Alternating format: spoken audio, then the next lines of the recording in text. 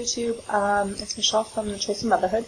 I wanted to do a quick video on, hopefully quick, video on surrogacy and why it is a good option for someone like me, and the different types of surrogacy and whatnot.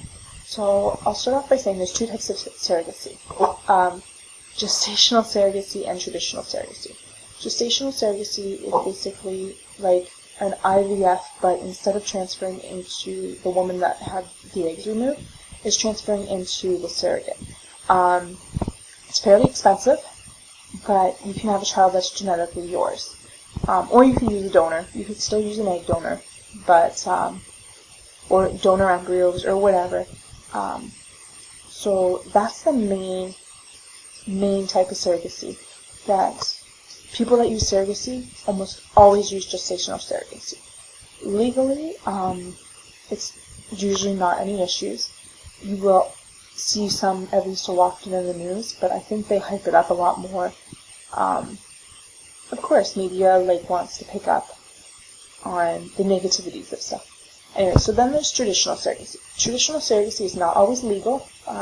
Check your country/state/province legalities. It's very iffy. Traditional surrogacy is when the surrogate also uses her eggs. So she is not only the surrogate, but she is also the egg donor. It can be done through ICI or IUI. It can be done by IVF too. But a lot of cases with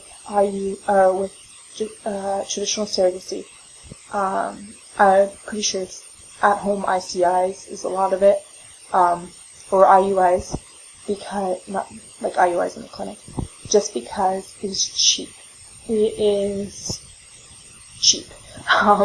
With gestational surrogacy, you're basically paying for a full IVF cycle plus usually a little bit more because it's with a surrogate.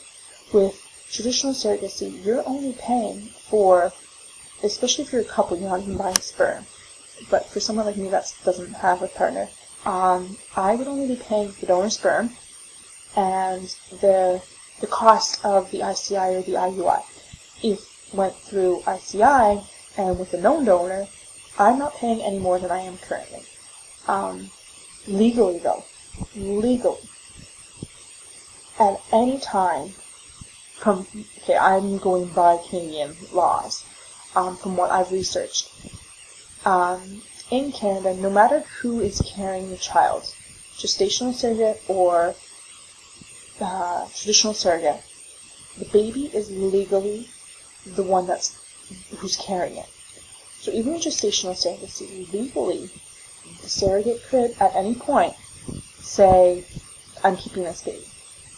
However, I don't remember any cases where that's happened. The only cases I've seen is where the intended parents say they don't want it anymore, and then the surrogate, because she is legally the mother of this child, has no options. I think there was an issue in Quebec of that happening, and she wanted to place the baby up for adoption because it wasn't a child she wanted. She was being a surrogate. I'm not sure what ended up happening with that. But, so legally, whoever's carrying the child is the mother. So there's equal risk for the surrogate and the intended parents. Legally, the surrogate could change her mind, but like I said, not likely. If anything, there's more risk for the surrogate than there is for the intended parents. My friend who offered to be a surrogate for me, they would be doing traditional surrogacy. She's an experienced surrogate. I know she doesn't want to have any more children. She has done 2 gestational, I think she's on her 3rd right now, gestational surrogacy. Mine will be her last. She has 1 child of her own, and she's also had C-sections for every single one. So mine will be her 5th C-section. I think that's what her doctor said, no more after that. Also, she gets pregnant basically a year after she gives birth. So I think her last surrogacy she gave birth November-ish 2012, and now she's pregnant again November 2013. So mine will be the last one, and there might not be that year gap because it's her last one. I don't know, that's up to her. I'm leaving that in her hands of, if I can't get pregnant, I'm leaving it up to her to decide when she wants to do it. Because it's whatever's right for her body. It's not my body, it's hers. So legally, there's two parts of the legal part in Canada. There's the surrogacy agreement, and then there is the declaration of parentage.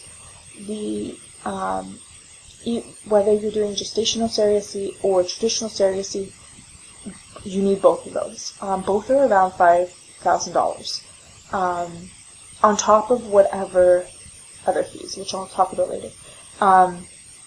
But so the surrogacy agreement done through a lawyer is about $5,000. My issue with that is surrogacy agreement or no surrogacy agreement.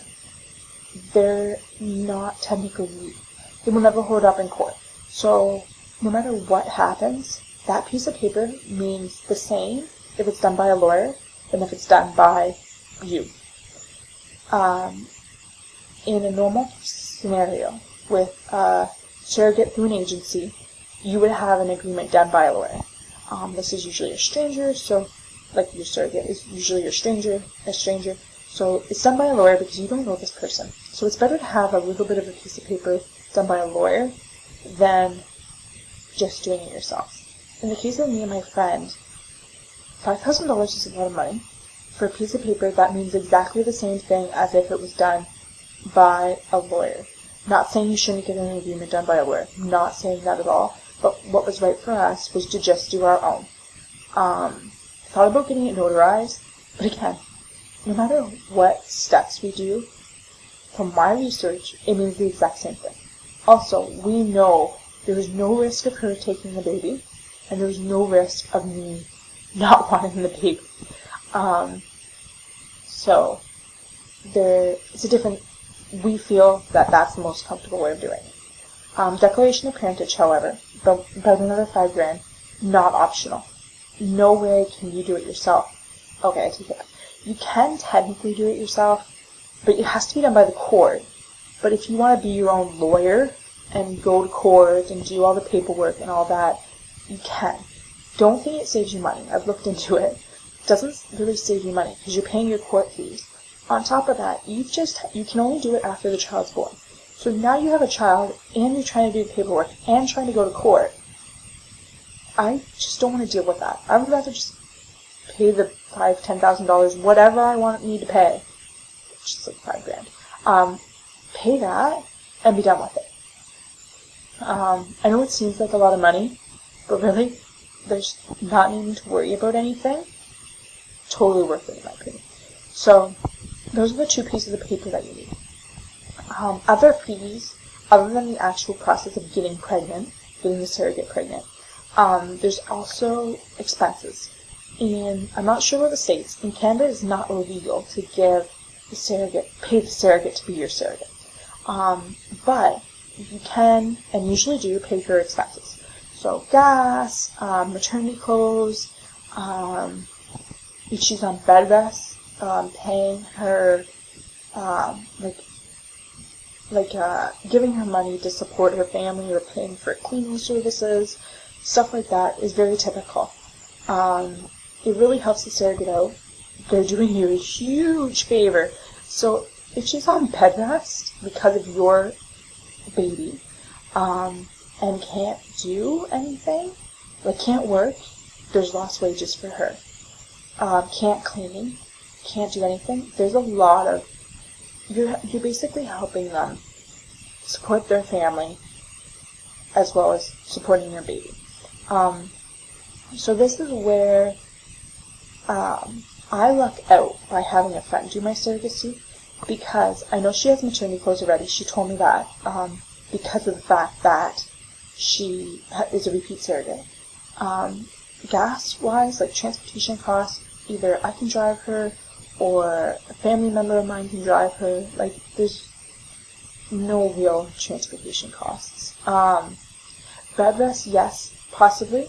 However, being a single baby, there's a lot less risk than being twins. So I'm hoping that she won't need bed rest. If she does, I obviously will have to come up with the money to help her with that. In terms of actually like helping her clean and cook. If I'm in the city, I can help her. If not, I can hire someone. But the cost, because she's a friend and doing a huge favor for me, is a lot less than hiring a surrogate. That being said, though, if I can't get pregnant through the ICIs, switching to IVF, surrogacy, or adoption. Those are basically my 3 options after. I will probably go with a surrogate. The reason for that, like gestational surrogacy, I probably wouldn't do traditional surrogacy with another surrogate, just because legally I don't know if I would want that. But it's the highest cost one, but it's also one of the most guaranteed. With IVF, I would have to be in the city longer than I am. I would have to change jobs to be by a clinic. It's very bad for your body, especially with endometriosis. The hormones they pump me with would not be good for that. It's also not a guarantee. A lot of people think, oh, IVF, you're going to get pregnant no matter what. Not the case. So I probably wouldn't go with that, just because I'm not really willing to put $20,000 to $30,000 into maybe. Adoption, I'll do a video on adoption later. Private versus public, and international. Again, it takes a long time for adoption. Long time. It's very emotionally draining and financially draining. I don't know if I'm willing to do that. I also want a baby from birth. So private adoption would probably be my only option, and it scares me.